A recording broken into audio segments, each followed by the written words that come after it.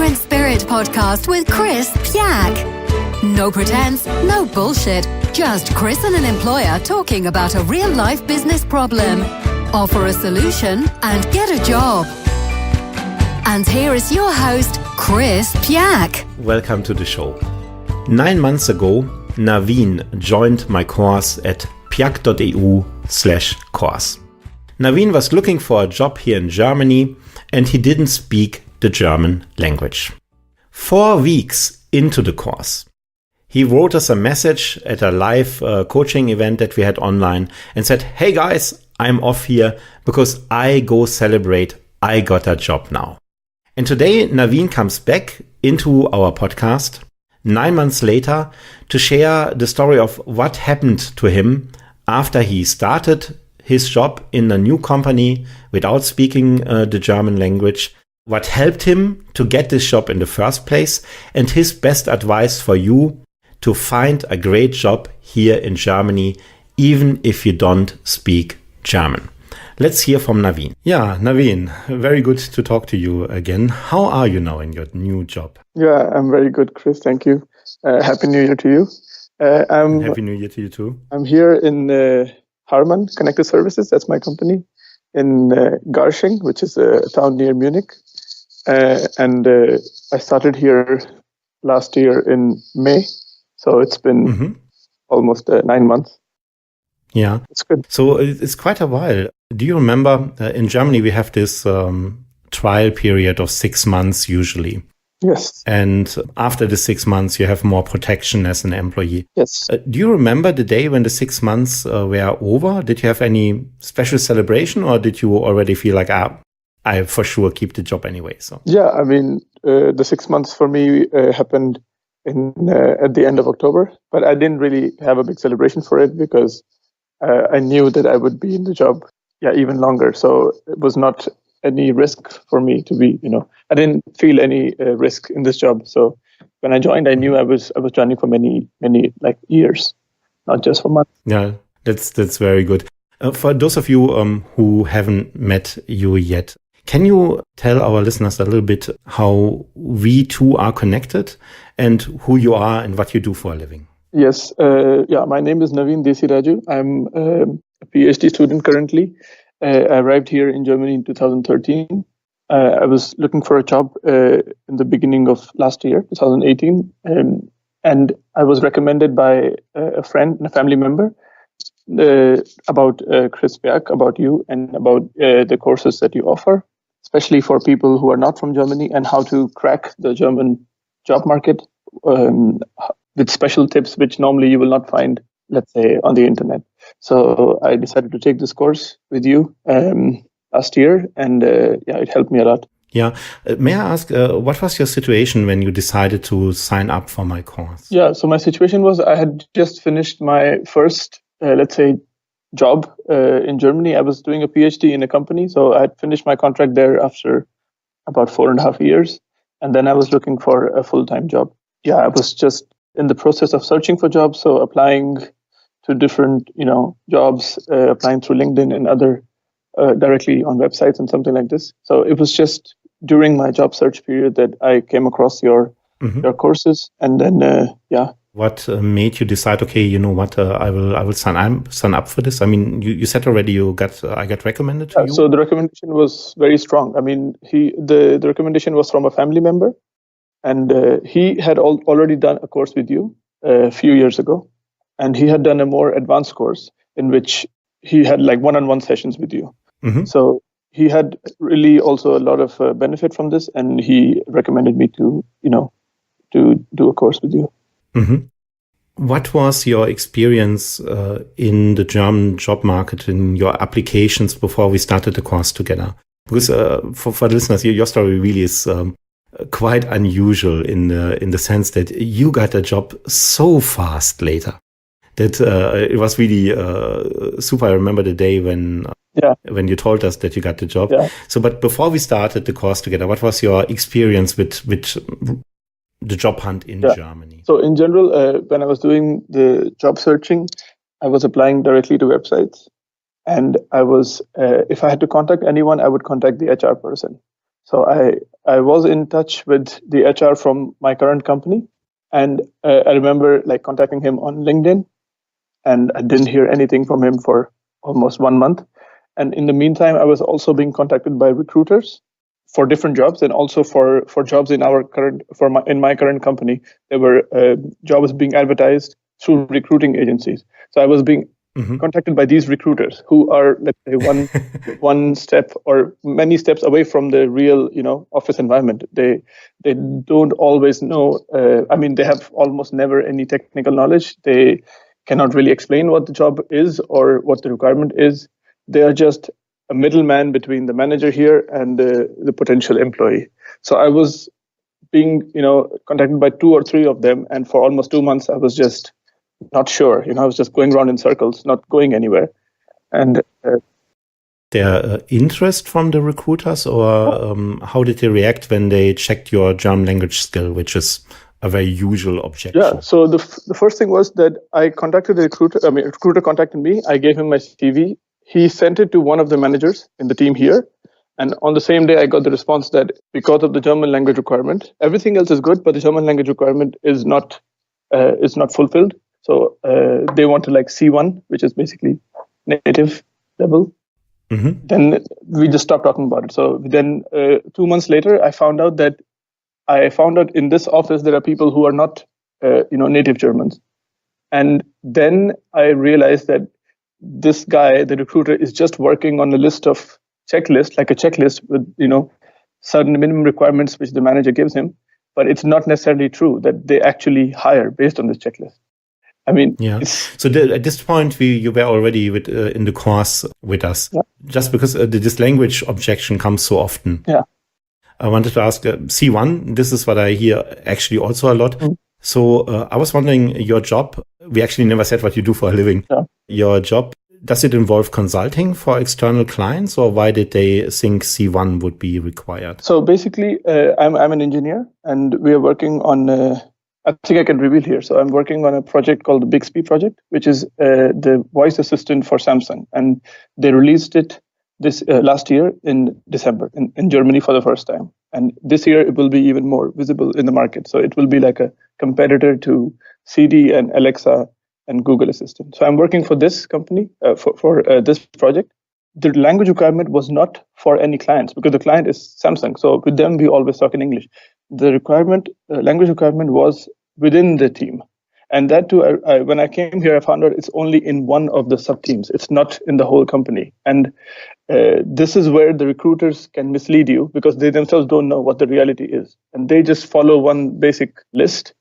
And if it doesn't tick, if they cannot tick it off, then they just say, okay, you're not eligible. But that's not really the truth. Yeah. How did you learn about the real situation in the company? Yeah. And maybe you joined the course, and how did you experience the course? Because you got this job while you were still in the course. So I joined a course with you, which was, I think, 5 weeks long. And we had a Skype call every Wednesday in which you would give tips, and you would then ask us to go out and then search and then come back with our experiences. So through this course and through also the experiences of other people who always, commented their experiences, who always talked about their experiences, I got a lot of was use Zing or LinkedIn for your searches, and also always look for the contact of an actual team member or actual team leader, and not the HR or any recruiter or anything like this. Try to get in touch with anyone directly working in the team, because they can give you the real picture. They can tell you the reality and what is the real job requirement, and not just hand you a list of requirements that you have to tick.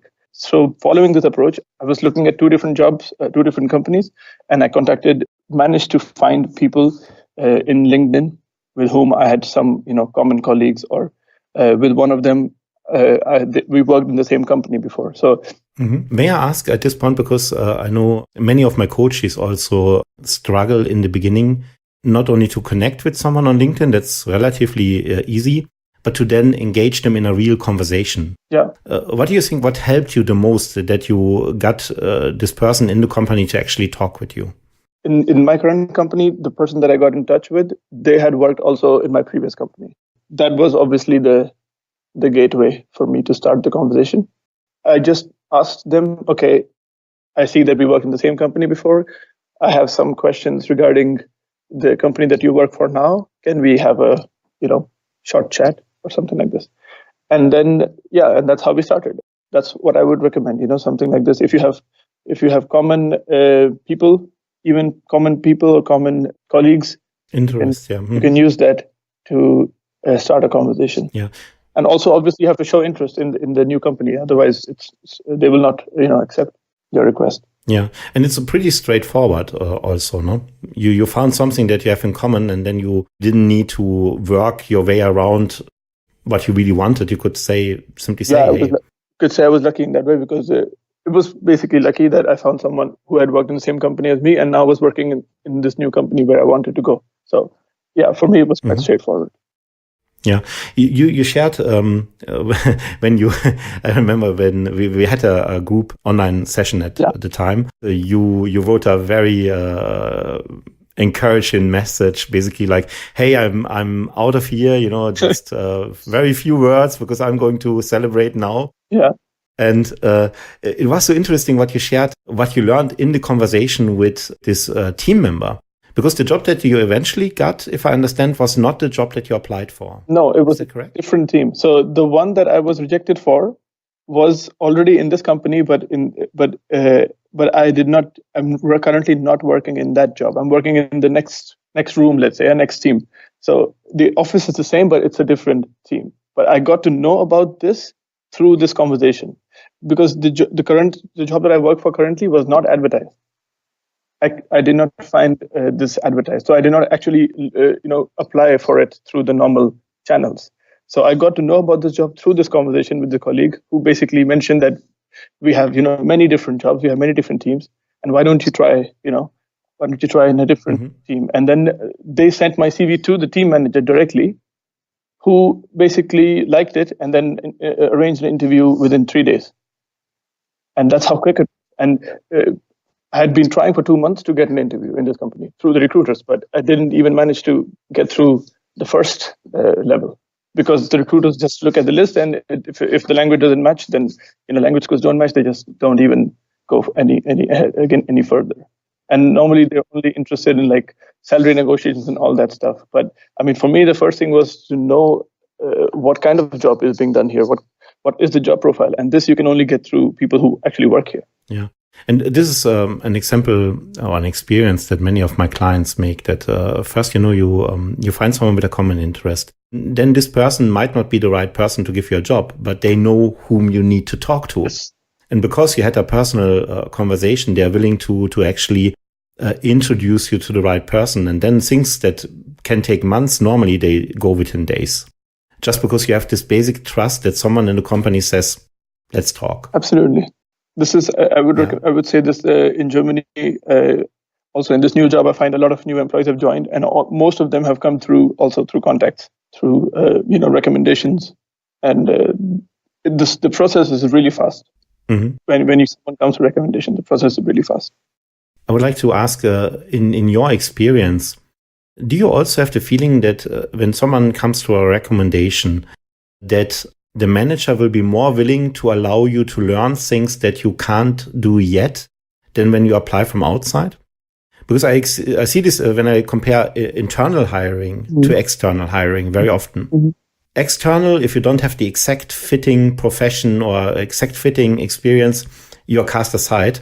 But internally, even if you don't know half of the things, people will usually say, I know this guy, he's good at what he's doing, he will learn it. Yeah, I mean, sure. I mean, I cannot say any one example that I know personally, but in principle, I agree with you, because I've seen this happen. Also, when you have some students who are working here, part-time, and then because you see them work for some time, you inherently trust them and would offer them a senior position or like a full-time job.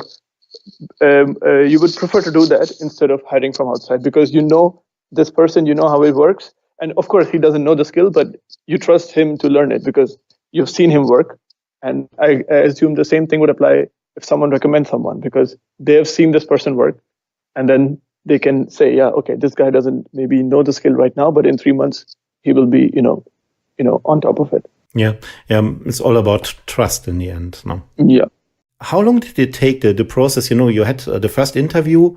How did it went on for you then? Well, have there been several interviews? How long did it take before they made a final decision to actually offer you the job? Yeah, well, in this job, the situation was that they needed to hire a lot of people pretty quickly. So the time it took between the interview and me signing the contract was 1 week.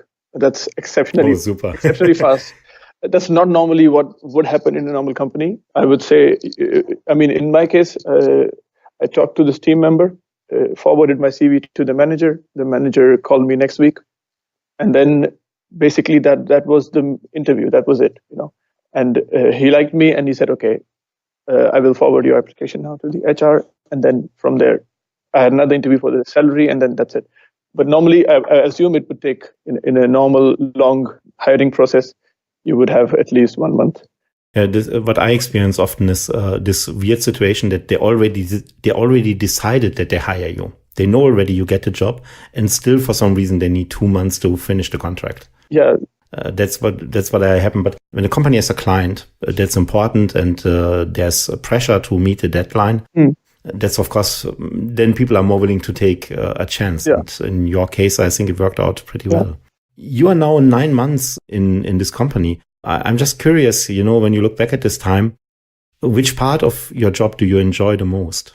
Programming, I would say. I do programming. Most of my main part of my work is programming, testing, and reporting. So I think the programming part is what I like most. Mm-hmm. And you are happy where you are? Yeah, for now it's good. The project is new and it's really exciting and ambitious. And so there's a lot of things to look forward to. Yeah. Naveen, thank you so much for sharing your story with us. If you could give one advice to listeners who are in the same situation like you, they are well educated, they have great work experience, but they run against this wall of you need German language. Yeah. Even for jobs that they don't require. What would be your one advice that people should do? One advice would be you try to find out if the language requirement is something if the language is required because you need to talk to customers or clients where it's really necessary that you have the language, or is it something that would make the people around you more comfortable in the office? Because if it's the latter case, then it's not an issue. Even if you speak basic German, for example, my German is not the best, but when everyone is talking in German, I always talk in German. And even if it's a little bit broken, it's not a problem. They understand what I'm saying. And for that purpose, it's sufficient. And in my job, I don't need to talk to customers. So when recruiters advertise it as, a German requirement, you need to find out somehow if this is really necessary. Because if it's to talk to clients, then it's necessary. If it's not, then it's not necessary. And you can make this case. If you have an interview, you can make this case to the team leader, and you can convince him that my skills is it my skills that you want, or is it my German that you want? Normally, a smart manager will see this, and it's usually should not be a problem. Yeah, I completely agree. And even if how big is the investment for a company to pay for your German language course? Compared to the investment the company would have to make to teach a German person your skills. Yeah, exactly. It's not even a question, And they do it. You have German. We have German classes also here in the company, so it's not an issue. Exactly. One thing that I find very funny is I speak, of course, with a lot of German managers, and quite often when they say, you need German for this, what they really mean is I'm a little bit afraid to speak exactly. English. That's what because it's for them to feel comfortable. Because it's for them to feel comfortable. Yeah. That's basically why they say. It's not because they can't speak English, or it's not because you need German 100% of the time. It's not really that. Yeah.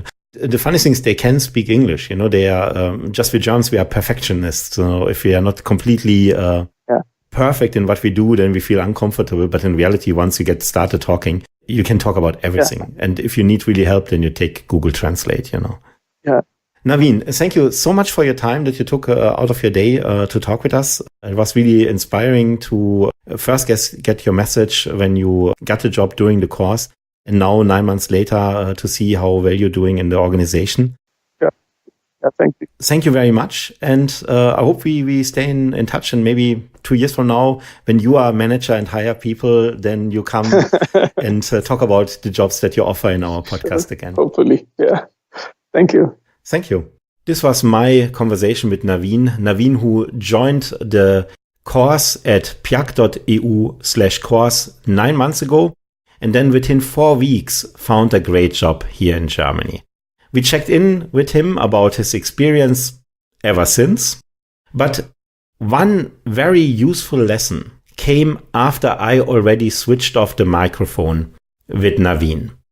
He told me that on the day when I published the original story of Naveen 9 months ago, he got 50 contact requests because 25,000 international professionals read my newsletter, and many of them listen to this podcast as well. So 50 people reached out to him to connect with him on the same day that I published the original story. But only one of them made the effort to send a message with his contact request. So obviously, Naveen ignored 49 out of the 50 contact requests. Here is one lesson you should take with you out of this podcast episode. If you want to find a great job and you reach out to someone in the hope that this person will help you, then you need to make the effort to build a real human connection. Nobody will be more interested in helping your career than you are yourself. If you don't make an effort, don't expect anybody else to make any effort either.